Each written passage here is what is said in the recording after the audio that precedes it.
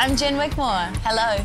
I'm from New Zealand. Yeah, Auckland to be exact, but now living in Los Angeles. Yes, yeah, Blood to Bone was written, a majority of it was written in Los Angeles, although I did go to London for a little stint and worked with a guy called Charlie Andrew out there who's done a lot with Alt J and that kind of world. So that was really cool, and dipped my toes in this electronic kind of world of music, and went down to Australia for a little bit and did some work down there. So it's very around the world. I don't know, this album and where I'm at in my life and everything, I really wanted to be at a point where I was just trying new things. I didn't want to do anything that was comfortable. I wanted to challenge myself, see how far I could test. I don't know, maybe I just like punishing myself or something like that, but I want to see how far I could go into different kind of realms and sounds, and where I could take my voice and what I could do, like manipulating basically like a traditional band sound. And so that's what I tried with this album, working with writers, you know, from the hip-hop world to electronic to more rock and roll writers and stuff like that. So I took all these ingredients to make this album, which was a really exciting album to make. I never kind of set out, I guess, to be a musician. I actually wanted to be a primary school teacher. My mum and dad would have these dinner parties, and it was kind of like this slightly odd Brady Bunch style, like let's show the family's talents type thing after dinner. And so I'd sing Castle on a Cloud with my mum very proudly playing piano, which was, I guess, when it all started with the singing, which is probably age 10. And then from there, it was just, I don't know, they had this kind of crazy voice that came out, and yeah, it's just how it is, I guess. Because music is so subjective, I mean, it's to the listener, it's whatever, you know, you get this, and there's such extremes, you know, someone can love something and the person next to them might hate it, yet they may be best friends. So that's what I love about it. There's kind of no limits, there's no boundaries. I'm my own boss, which I suck at working for anyone. I mean, I've been fired from every waitressing job under the sun.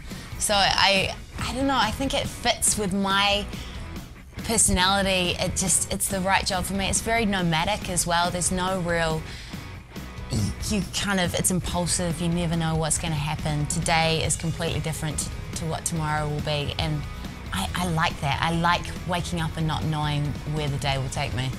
The writing part, initially it's like, how am I going to even write an album? How does this even work? I mean, it's generally what's preluded that, I guess, is a series of life happenings that have been quite traumatic or full-on or intense, and then the writing comes after that, so it's like the reflection upon everything that's happened prior.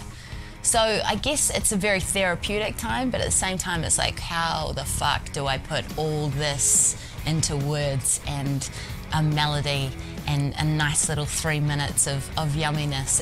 It seems like a mountain that will never be conquered, but once you start chipping away, it gets really good. It's like, oh yeah, this is awesome. I'm feeling good. I feel like I've almost put to rest that period of my life, and then once it's all done and dusted, it's like, cool, that chapter of change or whatever happened is dealt with, and it's really cool. You can move on with this clear headspace and clarity, which, you know, makes me less of a crazy person. So it's good. I like it. It's very good. Yeah, Blood. You know what? I have a really hard time usually with album namings, because it's really hard. Like after a whole bunch of songs you've written, or this album, and then you're going to come up with this little snappy title to, like, you know, encompass the whole idea of that album.